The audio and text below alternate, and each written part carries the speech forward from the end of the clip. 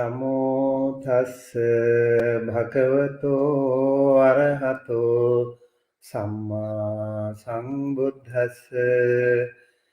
Namo tassa bhagavato arahato samma sambuddhassa. Namo tassa bhagavato arahato Samma Sambuddhassa. Honor to him, the Blessed One, the Worthy One, the fully enlightened one. My utmost respect to the perfectly enlightened Samma Sambuddha, the noble doctrine of the Buddha, and the noble Mahasangha, the disciples of the Buddha. Hello everyone, welcome to our 11th edition of our weekly guest lecture series, and today we are going to discuss with you a very important topic, a trauma-informed Buddhist acceptance and commitment therapy, to be presented by one of our wonderful friends, Reverend Doctor John Freese. And this weekly Thursday guest lecture series will give you so many opportunities to meet some scholars and also practitioners from different parts, different streams of especially Buddhist study related. And we would like to invite as many practitioners and scholars as possible to share with you their wisdom. On Sunday, we invite the monastic community, and on Thursday, we invite the lay community. In fact, Reverend Dr. John Freese belonged to both categories. So I am little hesitant to call him a layperson as well. Before going to further details, I would like to first invite our wonderful friend, Dr. John Freese. Hi, Dr. John Freese, how are you? Hi, Bante. I'm good. How are you? Good to see you after a long time. And I remember we were also working with the Engaged Buddhist Alliance. How is your prison service doing? Actually, I took a break from it so I could focus on writing my dissertation. But yes, I remember we co-founded the Engaged Buddhist Alliance at University of the West when Dr. Lancaster suggested that we start teaching classes in prison. And so me and Venerable Di Hong and a number of other people created that. Yeah, Chris Johnson. Mm-hmm. Yeah, so I was teaching at Calipatria for about 3 years, and so I kind of put it on hold, so I had time to write my dissertation. But yeah, I'm interested in getting back into teaching at prison. Yeah. Okay. So you're not going to prison service anymore? Not at this time, no. Yeah. Okay. Yeah. Okay. Good with your dissertation anyway. Right. Yeah. So you are also teaching at the University of the West and some other institutes, right? Mm-hmm, yeah, I'm teaching undergraduates, and I teach classes on contemplative studies at University of the West. Mm-hmm. And then at Naropa University, once a year, I teach a class on spiritual care, and that's for the Master of Divinity online program at Naropa. Okay. So, dear friends, we have here with us Dr. John Freese. He started practicing Buddhist meditation in college, and he went on to become a monk with Thich Nhat Hanh. As a monk for 12 years, he also practiced with other Buddhist and Hindu teachers in Europe and Asia. As a lay practitioner, He has just completed 10 years of graduate school in Buddhist chaplaincy and practical theology. His research has focused on integrating Buddhist meditation and trauma therapy. The topic of his talk will be Trauma Informed Buddhist ACT Acceptance and Commitment Therapy, in which Dr. Freese correlates the 6 processes of ACT with traditional Buddhist teachings as a model of Buddhist spiritual care. Dr. Freese, and over to you. Okay, great. Thank you, Bhante.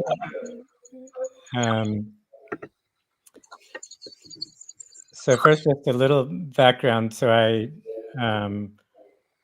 started meditating in college, but I also started doing trauma therapy in college. So right when I learned meditation, I was already integrating Buddhism and trauma therapy. And then when I became a monk with Thich Nhat Hanh, I felt like his teachings were taking me further in the same process of getting in touch with my body and getting in touch with my mind, and then embracing and transforming mental formations. So it felt like when I was a monk, I was continuing the same practice that combined Buddhist meditation and trauma therapy. And then in graduate school, actually at University of the West, I took a class from Dr. Hiro Sasaki that introduced me to acceptance commitment therapy. And so as part of my doctoral work at Claremont School of Theology, I worked at a counseling center. And so I used ACT as a framework basically to offer traditional Buddhist theory and practice. So this lecture is based on my research and based on my work as a counselor at a pastoral counseling center. And so this talk is just going to give a broad overview of how I've correlated the processes of ACT with traditional Buddhist teachings.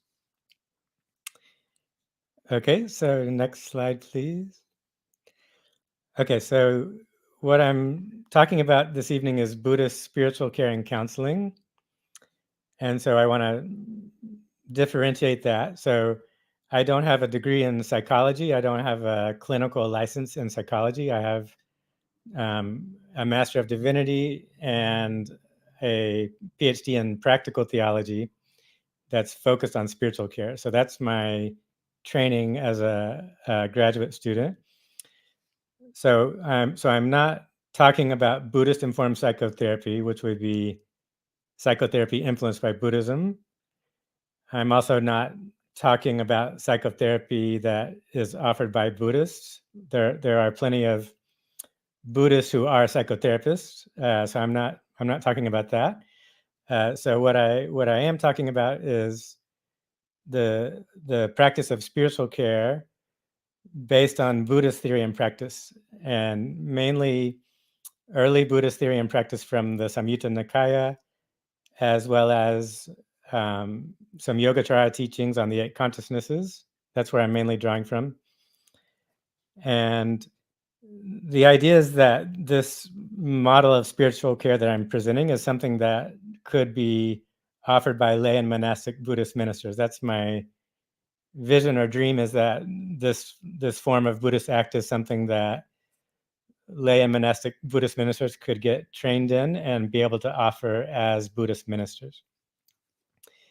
And so ACT, it's presented as a therapy, which makes you think of like one-on-one counseling, but the developers of ACT have seen it as something that could be also offered in the context of group counseling, or even in community-based practice like schools or congregations such as Buddhist temples or monasteries, or Buddhist religious congregations. So the idea is that this model of Buddhist ACT is something that Buddhist ministers could eventually offer in one-on-one counseling or group counseling or in congregational practice.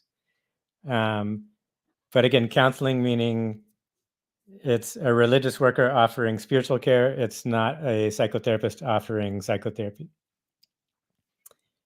Okay, next slide, please. So acceptance commitment therapy, one of the main developers is Stephen Hayes, who's a psychologist at University of Nevada. And he says that ACT is, he was inspired a little bit by Buddhism, but in general, ACT is something that he developed based on behavioral psychology, basically. And he presents ACT as a third wave behavioral therapy. And so he says that the first wave of behavioral psychology, that's like B.F. Skinner and the idea of like basic conditioning, like Pavlov's dog. You give a dog, you ring a bell and you give a dog some food, and then over time the dog associates the bell with food, right? So that's the first generation of behavioral psychology, was just based on conditioning. And then the second wave became cognitive behavioral therapy. And so that was looking not only at physical and verbal behavior, but also at cognitive behavior, and in particular patterns of thought, basically. So cognitive behavioral therapy, CBT, is like the second wave. And then ACT is a third wave. And so ACT, along with mindfulness-based cognitive therapy, dialectical behavioral therapy, other therapies that integrate mindfulness into behavioral psychology, these are considered third wave behavioral therapies. And so the main difference is that through the practice of mindfulness, you can be aware of cognitive activity, but you're not necessarily getting involved in the content as much as just being aware of it from an observing position, and then deciding, is the thought pattern worth engaging in or not, versus traditional cognitive behavioral therapy, where you would get more involved in the thought pattern and you would argue one way or another or try to make a correction with it. Whereas the third wave behavioral, it's using mindfulness to kind of step back and have like more of a witnessing awareness. So acceptance commitment therapy ACT is made up of 6 processes of psychological flexibility and rigidity. So these are 6 core processes that ACT sees as essential for humans in terms of being able to develop a life that has meaning, a life that has happiness, not necessarily a life free from suffering, but a life that has meaning and purpose, basically. And so these 6 processes are considered the core processes that would help someone do that. And each process has a flip side, which would be the psychological rigidity.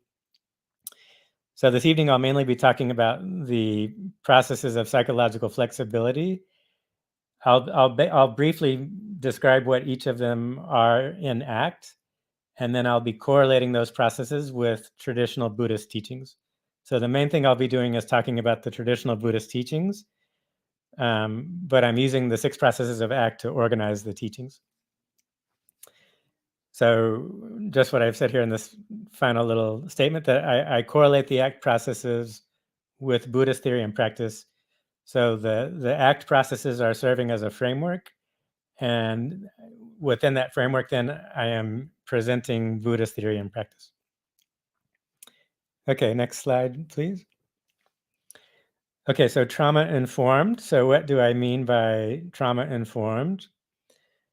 So based on my research studying trauma within the literature of trauma therapy over the past 10 to 20 years, and also interviewing psychotherapists who are Buddhists and asking how do they understand what trauma is, my general way of saying what trauma is that trauma is unmetabolized past experience manifesting as habit energies in the present.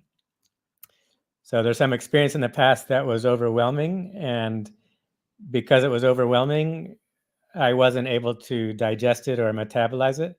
And so it's stayed within my system as an unmetabolized habit energy. And so it will keep manifesting as symptoms. And the symptoms can be hyperarousal, which means I can have anxiety or fear or panic. Then there's hypoarousal, which means I can feel heavy or dull or depressed. just feeling like low energy and not wanting to engage.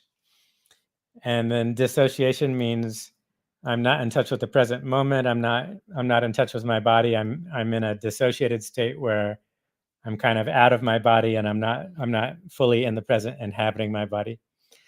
So these are three general categories of symptoms that would show up within trauma. So there's acute trauma, which means a single event that happened, say like a car accident or some kind of single event that was traumatizing, and that's known as acute trauma. And then complex trauma means it's a series of events over time, like layer upon layer of events, and that's complex trauma. And so complex trauma could be, say, something that's happening from childhood. There's different layers of experience that happen in childhood. And those different layers accumulate. And so that would be one way that you could have complex trauma versus, again, acute trauma, which would be like a single incident of some kind. Okay, so then another thing that I like to talk about then is 4 levels of trauma. And so this is based, again, on me researching what is trauma in the literature on trauma, and then also interviewing psychotherapists who are Buddhists and asking them what trauma is. So it's common among trauma therapists to talk about small, medium, and big T trauma. So big T trauma would be what you would think of as post-traumatic stress syndrome. That's what would be in the diagnostic statistic manual. It would be the most intense form. And so again, that could be like a car accident or some kind of situation of intense abuse or some kind of major event. And so then that would result in big T trauma. And so then the level of hyperarousal, the level of hypoarousal, the level of dissociation would be fairly intense. So you could have panic attacks or have kind of a constant level of anxiety going on, or you could have flashbacks. A very common symptom is that something in the present that reminds you of the trauma from the past can trigger the past experience. And so you can have intense body sensations, intense emotions, intense thought patterns. You may or may not remember the past event. Sometimes you can have a memory that is just strong sensation or emotion, but there's not necessarily a story that goes with it. And so that's what we would call implicit memory, versus explicit memory would mean you remember the event that happened. And so again, going through your daily life, different things that you come in contact with can remind you of the past event. And then that can trigger this reaction again of your body sensations, your emotions, your mental patterns. The trauma gets triggered. And so then if it's very intense, then it can be debilitating. You can close down, or you can act out in a negative way. Or you're just easily overwhelmed. You're not able to get through your daily life. Things are just overwhelming. So that's what we would think of as big T trauma. So medium T trauma or small T trauma would be less intense forms. So it would be, something that happened, but it wasn't super intense. So the level of symptoms that manifest are not as intense. You can manage them more easily, or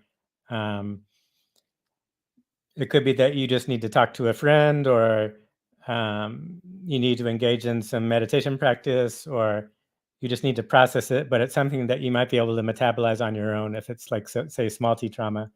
If it's medium T trauma, then maybe you could talk with a friend or a family member and you might be able to metabolize it. Big T trauma means then that it's very intense, and then you would need to work with someone that has training, that knows how to work with the trauma and knows how to help you create safety and stability first, and then help you to metabolize the trauma. So that's small, medium, and big T trauma all fit within what we would think of as the normal psychological realm of experience. But based on my understanding of Buddhist teaching, I see a lot of overlap between Buddhist teaching and trauma therapy theory and practice. So I actually see suffering as a spectrum. And so the what I call deep T trauma is what in Buddhism we would think of as the identification and attachment to body and mind as self, the experience of rebirth, the experience of samsara, that we could think of that as deep T trauma. And in a similar way, it's like we are overwhelmed by samsara, we're not able to metabolize it, and therefore we keep being carried along by samsara. And so in early Buddhism, we would talk about the 10 fetters are 10 deeply rooted habit energies that are causing rebirth.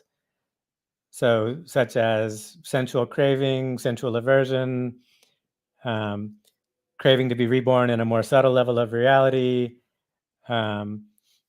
ignorance, meaning identifying with body and mind as self, the I making, the mind making. So these are deeply rooted habit energies, and it takes a deep level of meditation practice, usually working with a teacher, and according to the tradition, something that would take multiple lifetimes to eventually attain nibbana. So deep T trauma I see as rebirth itself. But I see a lot of overlap between the suffering of trauma, small, medium, big T, and the suffering of rebirth. So to me, I see it as just one spectrum of suffering that has small, medium, and big level of intensity within our everyday psychological realm, and then this deep transcendent level that we could call deep T trauma. So trauma-informed means then being aware of what trauma is, what the symptoms are, and what the levels of intensity are. And so that's what I mean by being trauma-informed. And then within this model that I'm going to be talking about, there's a couple of different areas that are more specifically focused on recognizing trauma and metabolizing trauma. Okay, so next slide, please. Okay, so this is in ACT. They call this the hexaflex. So this is the 6 processes of psychological flexibility. And the idea is that they're all interrelated with each other. And so it's not like a list one after the other. It's more like an interdependent network of processes. So these are the processes of psychological flexibility. So I'll just briefly describe what each one is. And then I will, in the next slide, I will talk about what the Buddhist teachings are that I correlate it with. So to start out with, contact with the present moment. That means, is a person able to be in touch with the present moment as opposed to being carried away by the past or the future? So contact with the present moment just means a person's able to be in touch with the present moment, what's happening in the present moment. Acceptance means being able to accept whatever is arising. And mainly what this tends to mean is the ability to accept body sensations and accept emotions. So when you have sensations or emotions arising in your awareness, you're able to accept them as opposed to trying to push them away. Diffusion means, well, normally in ACT, they'll say cognitive diffusion. And what it means basically is being aware of a thought versus thinking a thought. So you're aware of a thought arising in your awareness as opposed to a thought coming up and you're like automatically buying into the thought. So cognitive diffusion means you can be aware of a thought versus getting caught up in the thinking. Okay, values are different life areas that you have, and they're kind of your general principles or values that guide your decision making. So in ACT, some of the common values would be, say, relationships, family, education, career, spirituality, health and wellness, social justice. These are different life areas, and for each life area, you would choose, or you would pick, like, what are your goals, your North Star kind of principles that are guiding your decisions. And then committed action means that you're able to take action on behalf of the values. So the values kind of give you the overall direction, and then the committed actions are the specific actions you would take on behalf of your values. And then self as context in ACT means, first of all, just being able to step back from an idea that you have about yourself. So instead of being caught up in an idea that you have about yourself, you're able to step back and be more of the witnessing self, the witnessing awareness. And then at an even deeper level, it's more opening up to just the ground of being, or this non-dual awareness that you're opening up to, basically. Okay, so those are the 6 processes of ACT in a nutshell. And so these are what I will be correlating to Buddhist teachings. Okay, next slide, please. Okay, so for Buddhist ACT, I say instead of psychological flexibility, I'm saying wholesome habit energies or wholesome mental formations is what we're trying to develop. And in this case, habit energy or mental formation means just a conditioned habit or pattern. So that could be physical, emotional, mental, or a combination of all 3. So for contact with the present moment, I correlate that with the teachings on 4 establishments of mindfulness. So each of these processes, I'll go more deeply into them. So right now I'll just say 4 establishments. Mainly it means the body as 4 elements, and then body sensations as pleasant and pleasant neutral, and then the heart mind, and then the Dhamma as the 4 noble truths. So contact with the present moment would mean you're in touch with your body, you're in touch with sensations, you're in touch with the heart mind, you're in touch with the 4 noble truths. So again, I'll say more about each of these as I go on. Okay, so for acceptance, I correlate that with teachings on cultivating awareness and equanimity. And I'm mainly drawing from Vipassana meditation as taught by S.N. Goenka from the Ubekin Vipassana lineage. And the general idea is you're aware of body sensations, and you're aware of the emotions that arise from the body sensations, and you're able to accept the sensations and have equanimity towards the sensations as opposed to getting caught in a reaction to it. Liberating the heart mind, I'm correlating that with cognitive diffusion. And so from a Buddhist perspective, this means being aware of the heart mind, and aware of the heart mind if there's movement of the heart mind, in which the heart mind is then you start to experience the mind consciousness identifying with something.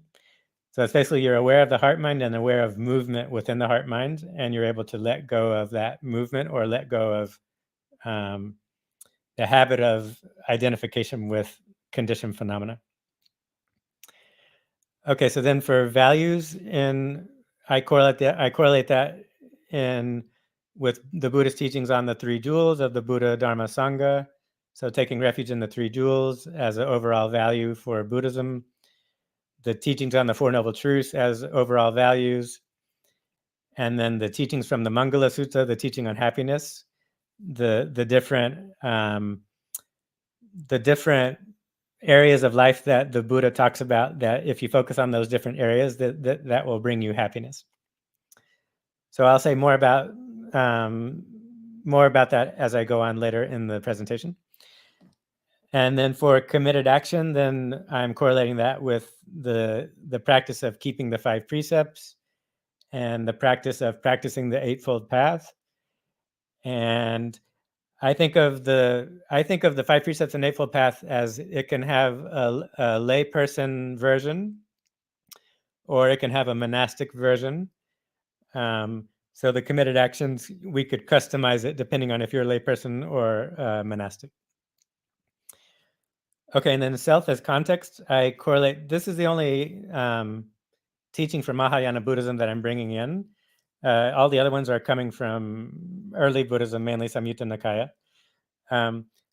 But I found the teachings on the 8 consciousnesses, which is from Yogacara teachings, I find that to be a very good complement to the early Buddhist teachings, so I bring them in. And so basically, talking about self as context as the 8 consciousnesses. So in Yogacara, that means the 5 sensory consciousnesses of seeing, hearing, smelling, tasting, touching, thinking. Sorry, 6. Those are 6 total. Seeing, hearing, smelling, tasting, touching. Those are the 5 sense consciousnesses. Mind consciousness, which is the 6th. 7th consciousness is the manas. That's the experience of being a separate self. And then the store consciousness is the 8th consciousness. And that's seen as the ground out of which all the other 7 are arising. So I see that as a way of talking about self as context from a Buddhist perspective. And then also this deeper ground of being, this non-dual ground, this awareness that's empty of separate self, but yet is aware. I see that as Buddha nature. Okay, so these are the Buddhist teachings I correlate with, and I will say more about them as I go on later in the presentation. Okay, so next slide, please. Okay, in ACT, these are the flip side to the processes of psychological flexibility. So I've already talked about them, but I'll just go through them very quickly. So the opposite of contact with the present moment is dominance of conceptualized past and future. So you're caught up in thoughts about past and future. The opposite of acceptance is experiential avoidance, meaning you're trying to avoid your internal experience. Cognitive fusion means you're automatically buying into your thoughts and identifying with them instead of being able to step back and be aware of them.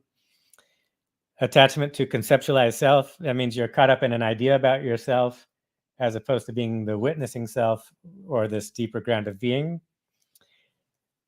Lack of values just means you don't have clear values, or you don't have clear goals or principles for your life.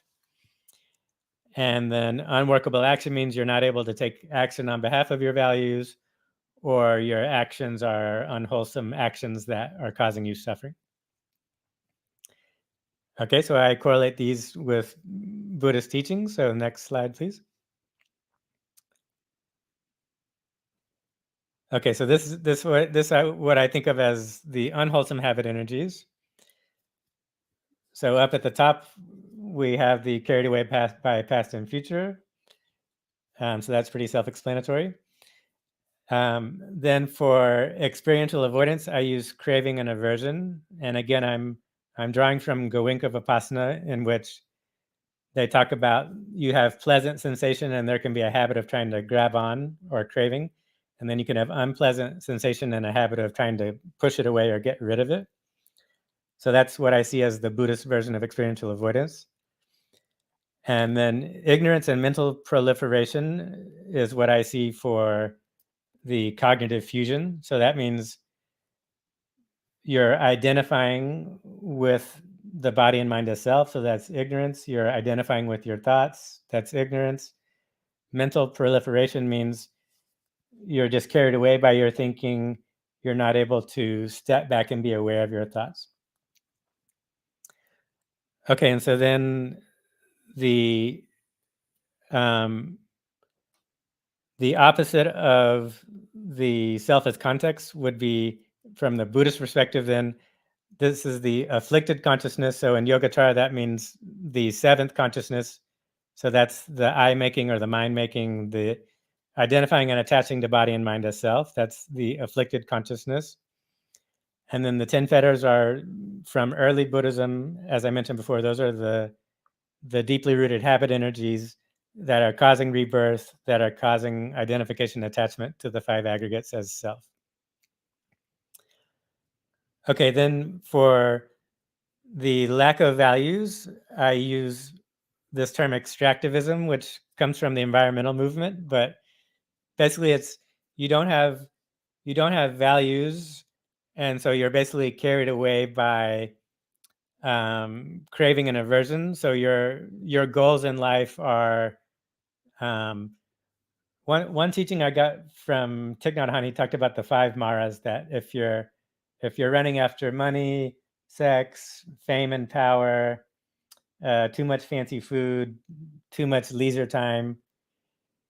If those are your goals in life, then you're not going to be happy. It's like you may get those things, and they're not necessarily bad, inherently bad, but if those are your main goals in life, then you're going to feel empty inside, and you'll feel like it's like you've depleted yourself, basically.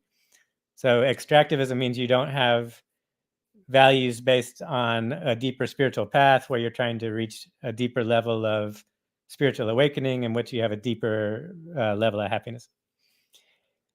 And then, so for the lack of committed action, I correlate that in Buddhist teaching with breaking precepts and not having a spiritual path. So you're overwhelmed by craving and aversion, and therefore you're breaking the 5 precepts, and you're not in touch with the Eightfold Path. You're not practicing the Eightfold Path.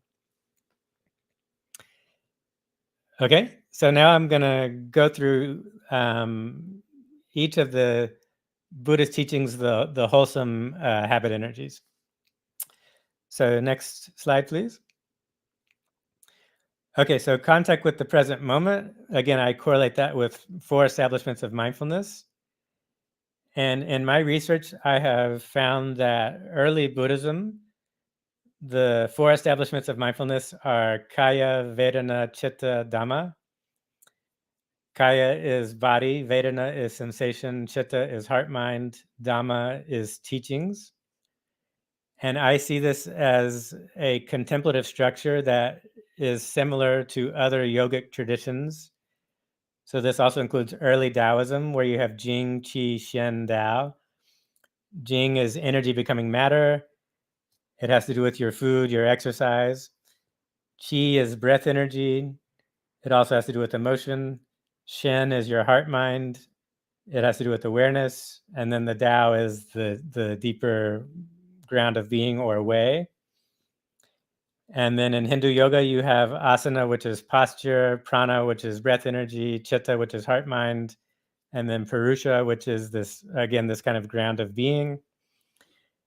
And then in Chan Buddhism, you have the focus on posture, meaning your meditation posture, also focusing on breath energy, the breath and breath energy, also focusing on the heart, mind, and then this deeper ground of being, Buddha nature. So to me, the 4 establishments of mindfulness can be seen as an early yogic contemplative structure, and it has parallels with other yogic traditions, both Buddhist and non-Buddhist, Hindu or Taoist. So that's what I mean then when I mean contact with the present moment. So I'll say a little more about that. So next slide, please. So again, the idea that if you're getting in touch with the present moment, you're getting in touch with your body, which is in Pali as kaya.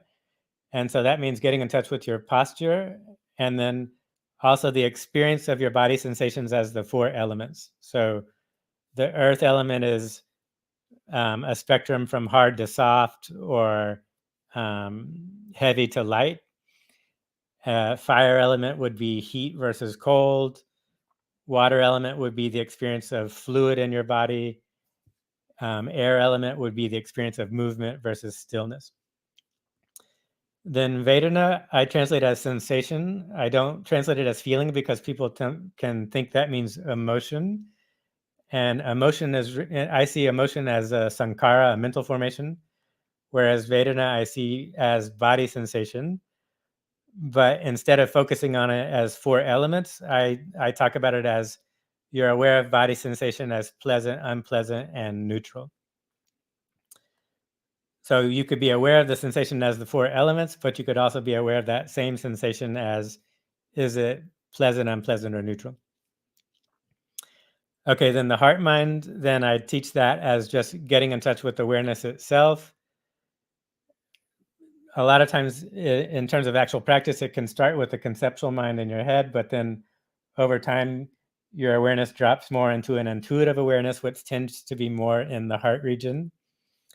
And so basically just getting in touch with awareness, and then any movement of the mind in terms of thought patterns that are happening. And then Dhamma, again, this idea of early Buddhism, Dhamma is not seen as object of mind. Later, Theravada Buddhism talks about Dhamma as like a phenomenon or an object of mind. Whereas, based on what I've understood from Thanissaro Bhikkhu, early Buddhism, Dhamma just means the Dhamma. It means the teachings. And so I tend to talk about then as the Four Noble Truths and the 12 links of dependent origination. So the general idea then is the Dhamma is this deeper context. So in actual practice, you're practicing mindfulness of the body, mindfulness of sensation, mindfulness of heart, mind. And then the Dhamma is providing a deeper context to be aware of those things in. So you're still aware of body sensation, but you're aware of it within the context of the Four Noble Truths and the 12 links. Okay, so now I'll move on then to the next teaching, the next process that I correlate. So next slide. Okay, so for acceptance, I teach that as mindfulness of breathing and mindfulness of body sensation within the context of the 5 links of dependent origination. So in the Samyutta Nikaya, in the Nidana Vagga, inside the Samyutta, the Nidana Samyutta, the Buddha gives teachings on the 12 links, but he also he'll zoom in on certain sequences inside the 12 links. So one of them is a set of 5 links.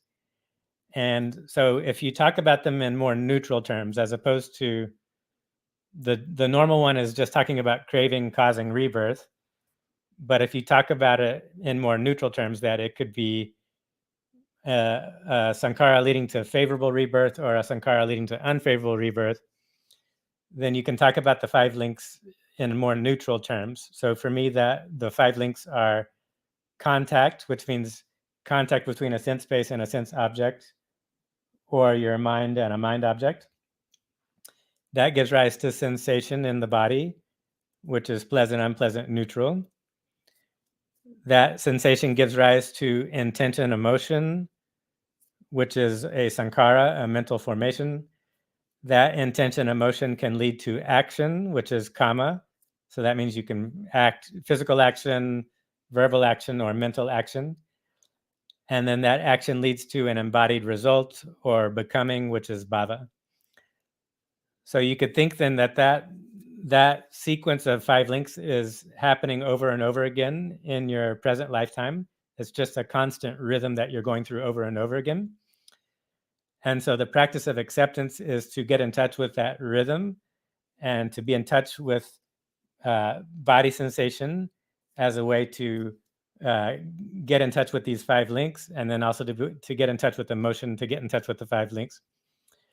So I talk about emotion as being made up of a sensation that's pleasant, unpleasant, neutral, and a perception or a sanya, which is a story, a cognitive story. So when you experience an emotion, then you feel it as sensation in your body, as well as a story going on in your mind. And so the best way to work with emotion, what I found, is to work with it at the level of body sensation and not work with the story in the mind, but instead work with the sensation in the body, because it's easier to hold the emotion and contain it that way. So the practice of acceptance then becomes being aware of sensation in the body and then cultivating equanimity towards the sensation. So if it's pleasant, you're cultivating being able to be with it as pleasant and not trying to grab onto it. If it's unpleasant, you're cultivating being able to be with it and not trying to push it away. So you'll be aware of sensation. You'll be aware of so I'll use the Pali terms. You're aware of a Vedana, and then you're aware of a sankhara that comes up. And then instead of acting on the sankhara, you're able to let go of the sankhara and then return your awareness back to the Vedana. And that's what allows you then to stay in the present and not be carried away by the sankhara. So then that allows you then to abandon unwholesome sankharas that are based on craving and aversion. And then it allows you, if you have a wholesome sankhara come up that's based on wisdom and compassion, then that that gives you the ability then to engage with that one, to act on that one, because you know it's wholesome and you want to act on that. So then that results in wholesome becoming. Okay, next slide, please. Okay, so for cognitive diffusion, then I teach the practice of mindfulness of the heart-mind, and then movement of the heart-mind within the context of the 3 links of dependent origination. So within the 12 links, I'm looking at the first 3 links. So normally that would be ignorance, and then volition, and then consciousness. But if you reframe it in more neutral terms, you could say that the first link, you're practicing just awareness of awareness. You're aware of the heart-mind because that's where the volition is arising from. And then you're in touch with what volition is arising from the heart-mind. And then you're aware what is the resulting consciousness that it manifests as. And so by consciousness here, I mean mind consciousness in terms of thought patterns, or identifying with seeing, hearing, smelling, tasting, touching.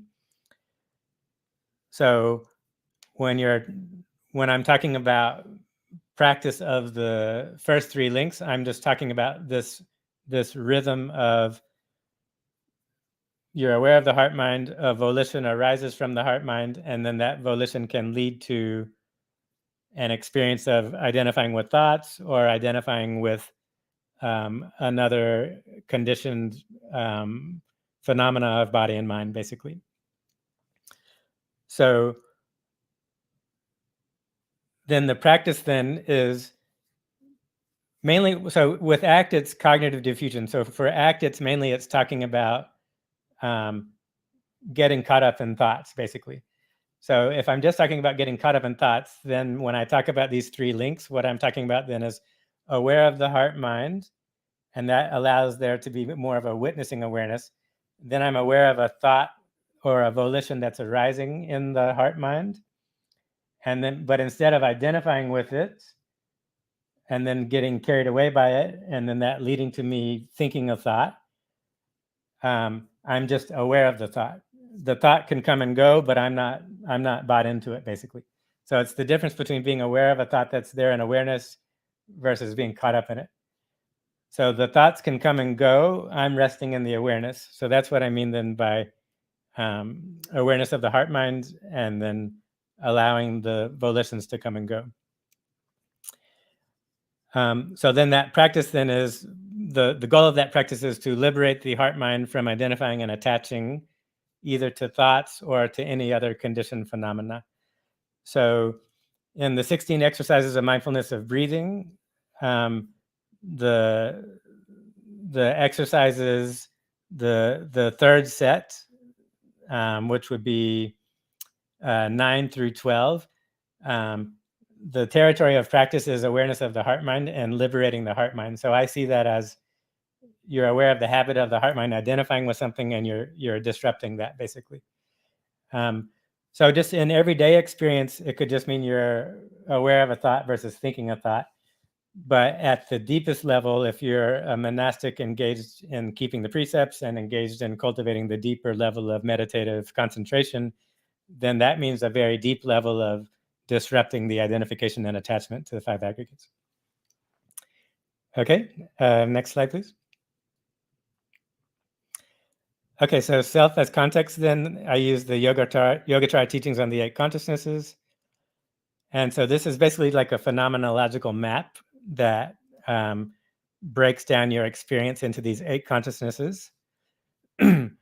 So I've already talked about it, but I'll just briefly run through. So you have the seeing, hearing, smelling, tasting, touching. Those are the 5 sense consciousnesses.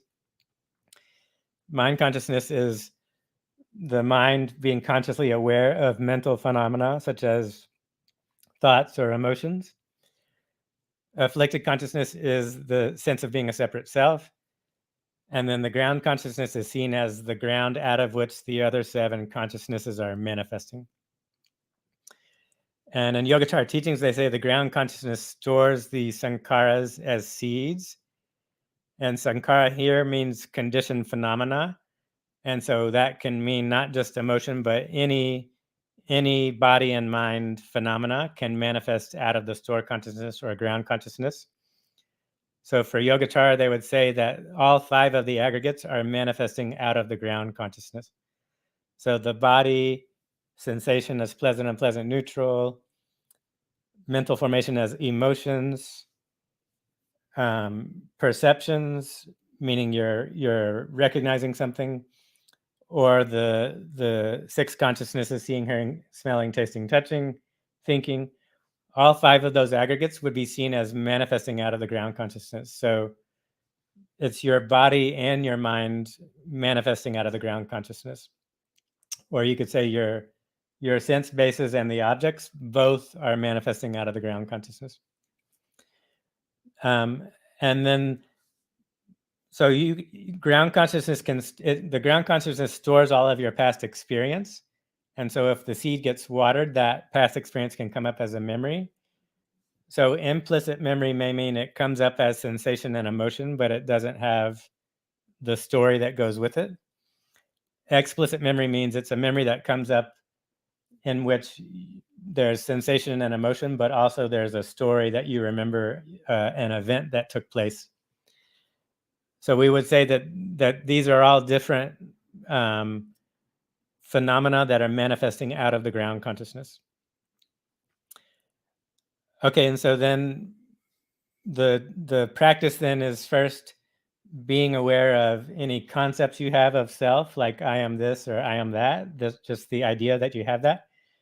And then through practice of mindfulness, you detach from the conceptual self, and then you're stepping back into more of the witnessing self. And then as your practice deepens, then you're opening up to, or you're allowing for Buddha nature as this non-dual ground of being to manifest more fully. So that would be the cultivation then of this experience, is what you're doing based on these Yogacara teachings. Okay, next slide, please. Okay, so for values, then I correlate that with the 3 jewels, Buddha, Dharma, Sangha. So that can mean being in touch with the historical Buddha, being in touch with his teachings, being in touch with the historical Sangha, the community of monks, nuns, laymen, lay women. But it could also mean in the present moment, being in touch with awakened teachers, being in touch with their teachings, and being in touch with the community of practice that is around the teacher. Or it could just mean being with the fourfold Sangha, the monastic and lay Sangha. That could also be seen as a way of being in touch with the 3 jewels. And so that's a core value then as a Buddhist, that you want to be engaging in that practice on a regular basis. It could also mean an actual practice where you're taking refuge, doing prostrations, or chanting, combination of those things. Okay, then 4 Noble Truths as just the overall understanding about rebirth, the cause of rebirth, the path leading to the cessation of rebirth, the Eightfold Path. So just being aware of that as an overall understanding about what's happening. And so then seeing it as a multi-lifetime project and orienting yourself in that project. And then for lay practitioners, the Mangala Sutta is values that the Buddha put forward for lay practice. And so that some of those values are to keep good company, be around people that are watering the wholesome habit energies in you, living in a region that is a healthy environment in terms of the natural environment, being skilled at a trade. So you could be a carpenter or a plumber or a professor or a teacher, but being skilled in some kind of trade. Caring for loved ones, family, friends, being able to be in touch with and take care of loved ones.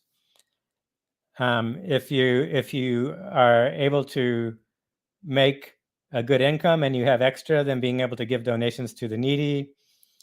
not being addicted to substances, being able to spend time with monastics on a regular basis, and then ultimately, either in this lifetime or future lifetimes, becoming a monastic yourself, and then ultimately trying to realize the Four Noble Truths. So we could see this as the values that the Buddha put forward. Okay, so next slide. Or is that the last slide? That could be the last slide. I forget. I think it must be the last slide. Okay, so then I just want to, I guess I'll close by saying this is just my version. This is my version of taking the ACT processes and correlating them to Buddhist teachings. So other Buddhists could take the ACT processes and correlate them to different Buddhist teachings than the ones that I've presented here.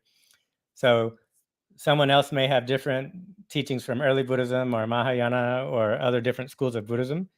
And so what they correlate may look different from what I've presented. So I don't make the claim that this is the official version that should be correlated with ACT. This is just based on my own research, based on my own practice. This is what I've come up with, basically. And so, yeah, I look forward over time to sharing this with more and more Buddhist communities and creating a dialogue, creating a shared collaboration in which we can work together to develop Buddhist ACT as something that can be of service to the Fourfold community, something that can empower all of us as Buddhists in our practice. Okay, thank you everybody for your kind attention. And I know I've gone a little bit over the normal time. So I'll stop here and open the space for questions, comments, discussion. Oh, there is one more slide. Okay, so committed action, then I've, sorry. Committed action, I correlate with keeping the 5 precepts, engaging in the practice of taking refuge in the 3 jewels. And I've developed a practice where meeting together with a group of people once a week, where you recite the 5 precepts and then you talk about your practice with each other, supporting each other to keep the 5 precepts. And then in terms of if a Buddhist minister was doing counseling with somebody, you could use the 5 precepts as a way to assess for trauma. So you could ask a person, have they broken precepts or have there been precepts broken against them? And that would be a way then of introducing the topic of trauma from a Buddhist context. So again, this is something that to engage in practice where you're working with trauma, this is something that requires training. But as I've shown, we have the theory and practice within Buddhism already. So the only thing we need to do is create the social context of counseling and congregational practice in which we train each other how to do this kind of practice with each other, to where we can talk about the 5 precepts in the context of counseling in such a way where it's safe and it's something that helps people recognize and embrace suffering, as opposed to watering the seeds of suffering and just being caught up or acting out on the suffering. So that, I feel like that's the next stage, is us as Buddhist communities learning how to train each other to develop these skills so that we can create the environment to talk about trauma and help each other embrace and transform it. And that, again, there's like these 4 levels, and whether you're a lay or monastic, we could talk about the Eightfold Path as a path of embracing and transforming suffering. And we can create a version that's suitable for lay people. And then we could also talk about how the Eightfold Path as a monastic, how that could be, how trauma therapy theory and practice could be integrated into that theory and practice. Okay. So that's basically, this is what I was just saying earlier. What I say is we have the theory and practice. It's already there in Buddhism. So what's missing is the social context of Buddhist counseling and the environment where we are training each other how to do it. So I think that Buddhist temples could develop counseling centers at the temple, or it could be something that's offered online. And we can ask chaplains or therapists that have experience in trauma therapy that they could help us. They could provide us with supervision and training to help us apply our Buddhist teachings in the context of counseling. So they have a wisdom of counseling, the experience of doing it, and so they can share with us that practical wisdom. And then that way, then it can be a Buddhist setting, but people that have the experience of doing counseling can give us that practical experience. So then over time, then we can integrate that into our tradition of Buddhism. And so I see the golden should be Buddhist ministers should develop, instead of Buddhist informed trauma therapy, we should develop trauma therapy informed Buddhist spiritual care and counseling. So not only just teaching meditation or teaching retreats, but also doing one-on-one counseling, doing group counseling, but also practicing together as a community and working with all four levels of suffering as a community. And that we need to train Buddhist ministers to facilitate that process. Okay. So thank you everyone for your attention. Again, sorry for running a little over. Thank you so much, Dr. John Freese. I think this was really, really very enlightening. A lot of people need to take a more look at this new uh, theory of you. And John, American Psychological Association, I think, has found out that quite a lot of young people have been affected with stress and anxiety. 20% anxiety, remaining 80% also are in the gray area. So a lot of people have stress, anxiety, depression, and so many traumatic experiences today, and especially the young college children. So, do you think there is something why they are so much affected by these traumatic experiences? Yeah, I think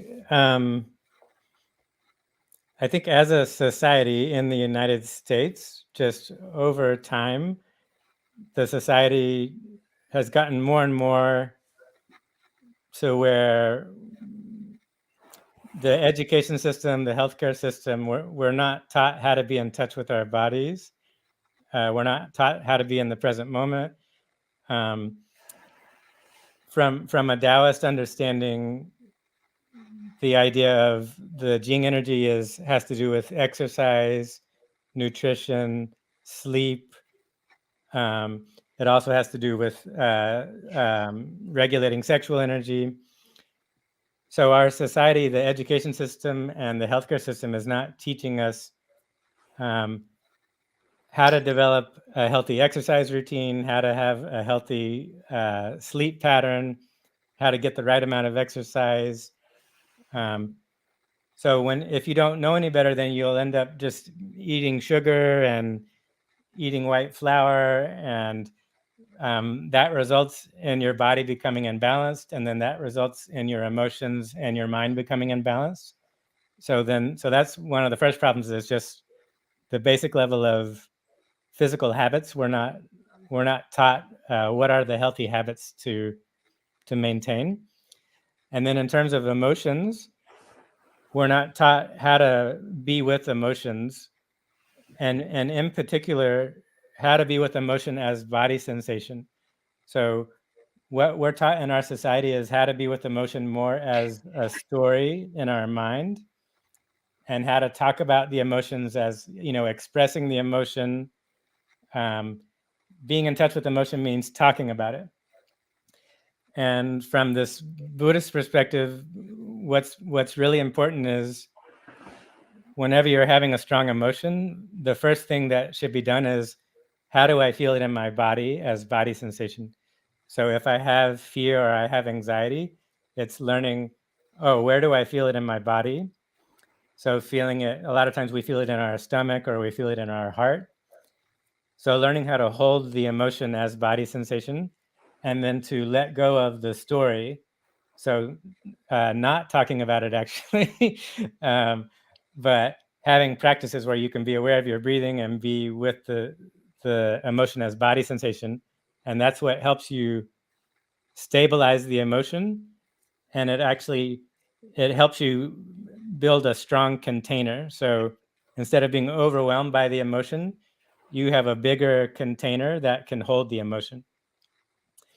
And then based on that, being able to hold the emotion, then yes, for sure, talking about it. So that's the other thing, is we need to provide each other with a space where we can talk about it with our friends, with our family, or at the Buddhist temple.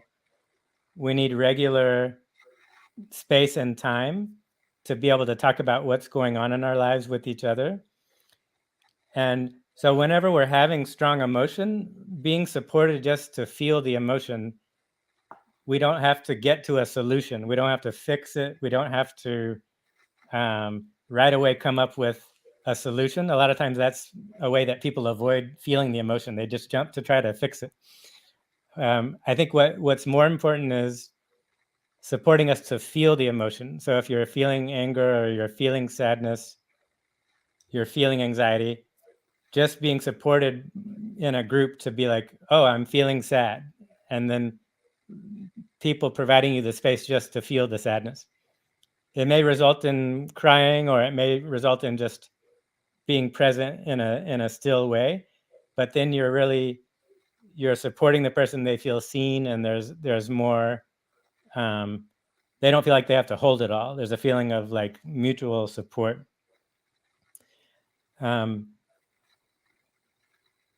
So I think one of the main takeaways, I think, is our society has, the main way we educate is through scholastic mode of knowledge production, which is mainly based on reading and writing. Whereas early Buddhism is a more yogic mode of knowledge production, and it's an oral tradition based on speaking and chanting and listening. And so this idea of the four establishments of mindfulness from early Buddhism as more of a yogic tradition. So I think our education and healthcare, we need to revive this earlier yogic mode of knowledge production. Reading and writing is good. It's not like we want to get rid of reading and writing, but if we spend all of our time reading and writing, we get way too much in the conceptual mind. And then that's when it becomes much easier to be overwhelmed by emotions and to get very imbalanced. So I feel like we need, in our schools, in our religious communities, and even we need more holistic health, where we're teaching people these traditional yogic traditions of how to be in the body and how to have this more embodied intuitive awareness. And then from that yogic place, it's easier to metabolize suffering and easier for balance to be achieved. Because we don't have that, because we're too much caught up in our heads, and then it makes it very easy to get overwhelmed and to become very imbalanced. And so I think that's my take, why it's such a big problem.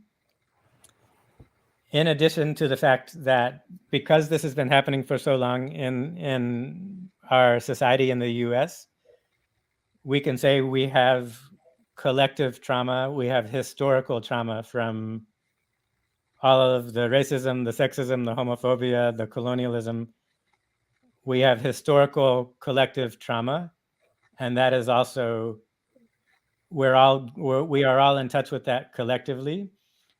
And so if you're a young person and you're in college, it would be normal for all of this suffering to be coming up. It would be weird if it was not coming up, actually. So instead of stigmatizing people as, oh, you've got something wrong with you, it should be more, our collective society is out of balance and we need to collectively restore the balance. And this needs to be a project that we all need to engage in collectively. So I feel like the young people can actually lead the way by raising the awareness that this is a problem, but we all have this problem, actually, and we all need to address it collectively instead of just thinking the young people have some abnormal level of anxiety and putting it on them in a sense. Yeah. I actually also agree with you when you say like we need to practice together, and already Buddhist monks are trained, and we have community. Lots and lots of well-trained monks, practitioners everywhere. If they can work together, they can really do something. Maybe some clinical, technical aspects that they need to be trained, and after that they should be like, here you need license, and here you need, otherwise you're not able to even give guidance sometimes. So maybe that legal aspect, and otherwise the monks, I meet so many people, like young people, they talk to us. They come to the monastery to practice, and I notice they have so much trauma and suffering and stress, anxiety. Last week alone, I was surprised actually. Three people were there in the group, and they were already having stress, trauma related, even suicidal tendencies were there. Uh, so they also notice now, by just practicing with us the Buddhist way, like as you said, you know, we don't try to fix it. We just observe it. Like the breathing, it's a wonderful way. You just observe. You don't control it. And that natural breathing. And same way, when you are angry or sad, you just observe that you are angry or sad. That itself will substantially reduce the effect of it. So yeah, you are very true. Like we need to go to that level. Just observe, pause, stand, and then sit and look into yourself. I think we are missing that, right? Today, we don't look into ourselves. We always look into outside. Always try to depend on others, and we don't look into ourselves, go investigate our own mind, something like that. Do you think that part is missing in us? Yeah, the people that develop mindfulness-based cognitive therapy, they talk about two modes of mind. One is the problem-solving mode of mind, and one is the being mode of mind. And the problem-solving mode of mind is good at looking outside, evaluating, making judgment, taking action. But that mode of mind is not good in terms of working with internal experience, because the internal experience is like an internal environment or ecosystem, and it has its own rhythm, its own nature. It's an organic ecosystem. So the being mode of mind is more being with sensations, being with emotions, being with thoughts, and allowing for a more organic process of cultivation to happen. So the idea, like if your body and mind is a field and your mind consciousness is like a farmer, so you're cultivating this internal field, you do certain practices like mindfulness of breathing and mindfulness of walking, keeping the precepts. So that's like you're watering, you're pulling the weeds, those kind of things. But then it's the sunshine and the earth itself that organically does the work. And that's something that you have to allow to happen. You can't force that to happen. So I think the problem is we try to use the problem-solving mode of mind that we use for external environment and try to use that for the internal environment. And it doesn't work. The internal environment, you can't control it like that. So people become frustrated or disappointed when it doesn't work. And so our education system, our society hasn't taught us that it's a different environment and it has a different set of rules. So I think that is one of the main things that Buddhism can offer is understanding the difference between those two ways of being, and then what are the practices of cultivation where you're more forming a partnership with your body and mind as opposed to like just telling it what to do, trying to control it. So I think what's happened in the dialogue between Buddhism and trauma therapy over the past 10 years, mainly what it's been is it's been psychotherapists are importing Vipassana meditation as taught by Spirit Rock and IMS, Insight Meditation Society, and importing it into trauma therapy. And then they're supplementing it with somatic trauma therapy. And what my research has found is that early Buddhism is actually already very similar to somatic trauma therapy, but it hasn't been looked at yet because early Buddhism talks about the links of dependent origination, which talks about rebirth. And psychotherapy doesn't want to talk about rebirth. Even though the links is like one of the most best teachings to deal with trauma, it hasn't been talked about because they have a bias towards scientific materialism. Also, that the dialogue has been focused on empowering psychotherapists. It hasn't tried to focus on empowering Buddhist monks and nuns and lay Buddhist ministers to do counseling work.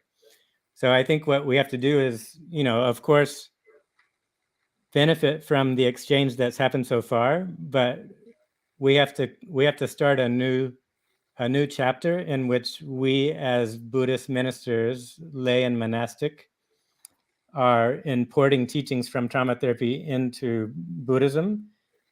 And we're finding in Buddhism what are the best teachings in Buddhism to deal with trauma.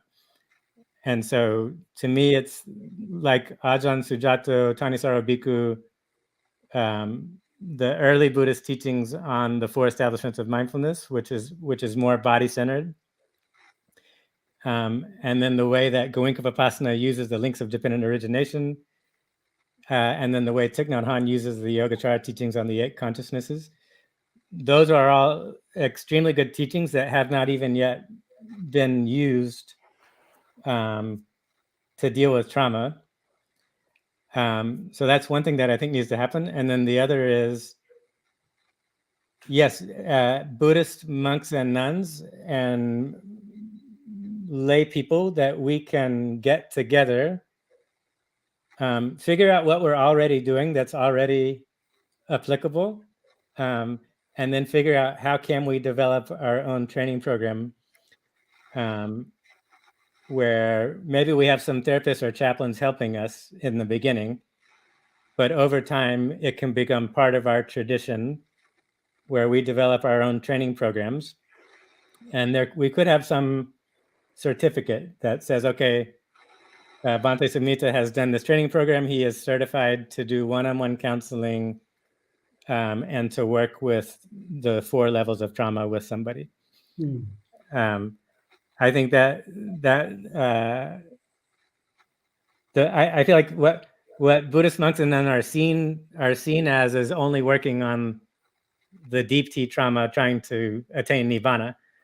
But I think already Buddhist monks and nuns are helping people with the small, medium, and big T trauma. It's already happening probably. But it could become even more conscious and even more official that, okay, at this monastery, we monks and nuns are going to consciously develop this even further, and we are going to have a counseling center here at the monastery, and we're going to do one-on-one counseling for people, or we're going to do online counseling, and that's going to be part of what we do as a way of teaching the Dharma, and that we want this to be presented as, this is the Four Noble Truths. This this is teaching the Eightfold Path. Right now, we're just adding some more details, or we're fleshing out a certain area that hasn't yet been fleshed out. But it is the tradition. It's the tradition evolving and doing what the tradition wants to do. Yeah, I know, like in our temples, we do have tremendously powerful practices, like how to cope up with these traumatic situations, stressful situations. We do have what we call Bodhi Puja. So people take water and go circumambulate the Bodhi tree while chanting, and you do it for 7 days. And under the Bodhi tree, you go around in the open air. You also chant, and then you practice, and that tremendously empower yourself to become more confident and more stronger. I noticed that Bodhi Puja has become a very, very powerful tool in our society. And they also practice dana many a times. Whenever they have some issue, like someone departed, one dies, or someone sick, they want to offer a dana. That gives an immense solace to them when they think of their, like, transferring merit. We do all the time. We think of the departed ones and transfer merit to them, and that gives them a tremendous fulfilling to their heart, some sort of confidence to themselves. And when someone is sick, monks go to them. They do chanting, and these things are inherently, incessantly happening in our society. I was really surprised. Recently, I was teaching an online course, like Buddhist meditation course, and there were some serious patients, like chronic patients were there. I was really surprised how do they still survive with the course. And those students said, like, through Buddhist practices, they still find they can survive. They can cope up with these traumatic situations. You're very right. We need to actually expand this. Maybe, as you said, yeah, they should be allowed to practice as licensed counselors. That way, I think they can really do something better. In your presentation, you also mentioned about Buddhist counseling as against psychotherapy. Would you like to say a few words about that? Mm-hmm. Sure. Yeah, just one thing. I before that, I totally agree that the spiritual energy that can be generated by the monastic sangha, and then the fourfold sangha all together, I feel like that's a very powerful container to hold everybody in. And like you're saying, then that collective energy, I think, is a very powerful tool that should definitely be part of what we are using.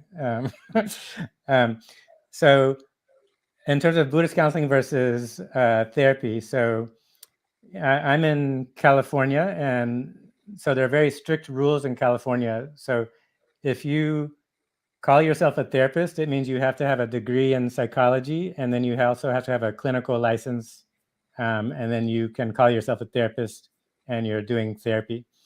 So since I have a Master of Divinity and then a PhD in theology, I don't have any psychology degree or a psychology license.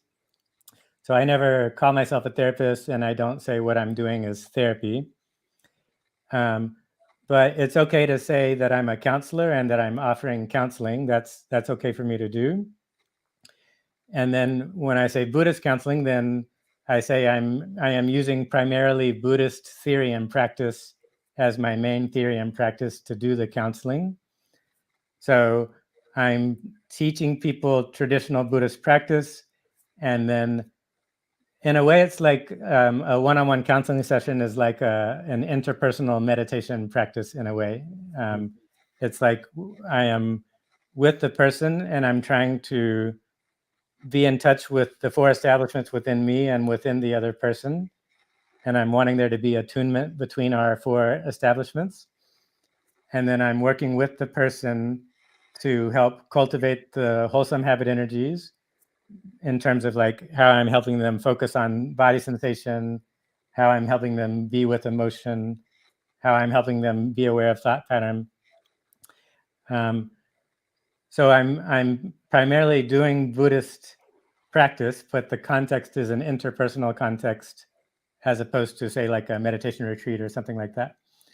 And so, yeah, to me, like within the Christian world, it's known as pastoral counseling. So that's something that's already been known within Protestant Christianity within the United States.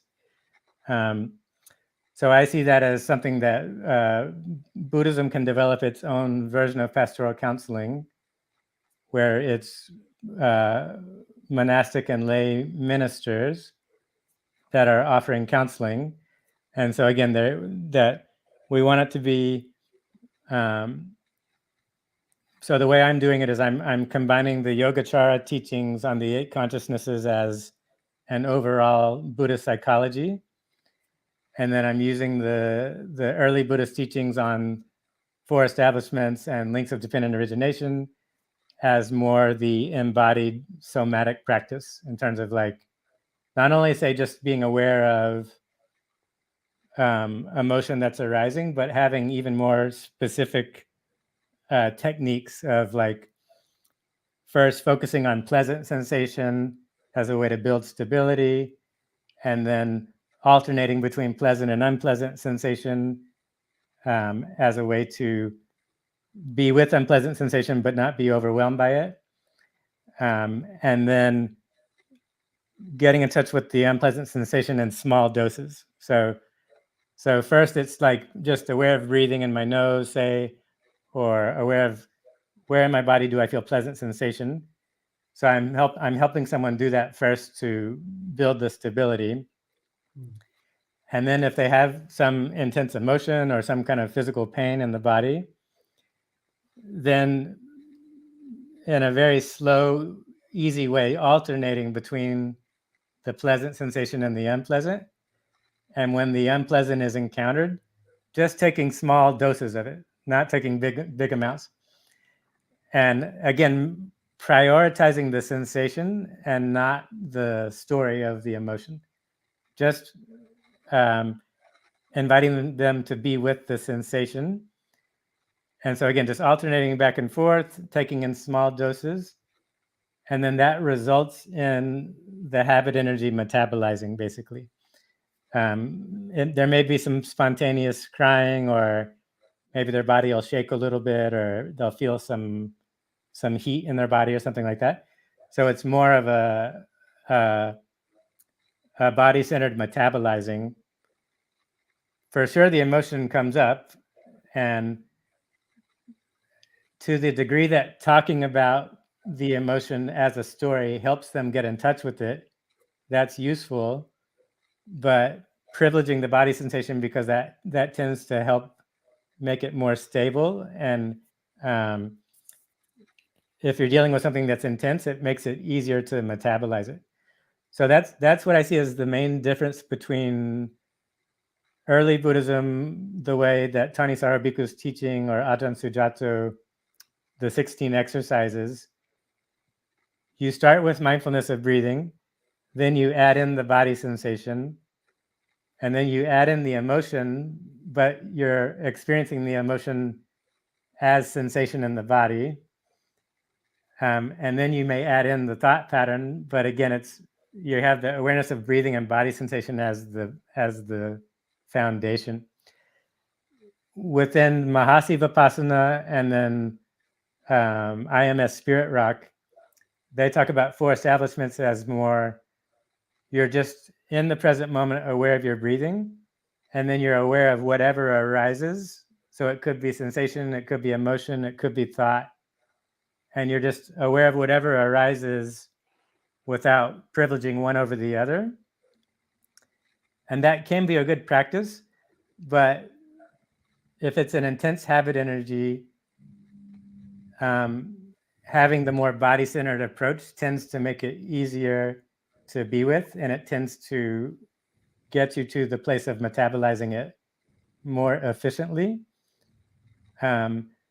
And so I see the early Buddhism as this more yogic body-centered approach. And so it seems like the Buddha was already presenting what could be seen as a somatic trauma approach, that he was already presenting an approach where you're starting with the body sensation first, developing stability, and then you're weaving in the emotion and the thought.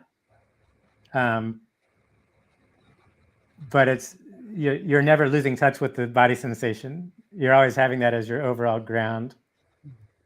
And then you're using the teaching on the links of dependent origination also, so that you can be aware, okay, I have the sensation, there's an emotion that comes up, that emotion's leading to an action. Okay, so I should go back to the sensation so that I can be with the emotion as opposed to being carried away by it and acting on it. So the 16 exercises, I see the core theory behind that as the links of dependent origination, actually.